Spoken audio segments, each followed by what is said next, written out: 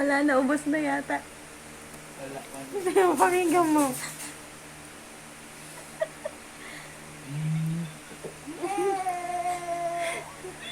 Parang ganun.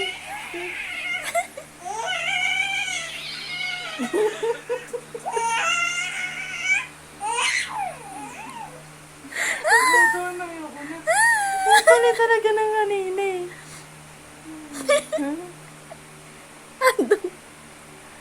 Paganda? Naubos na yung energy? Tutulog na?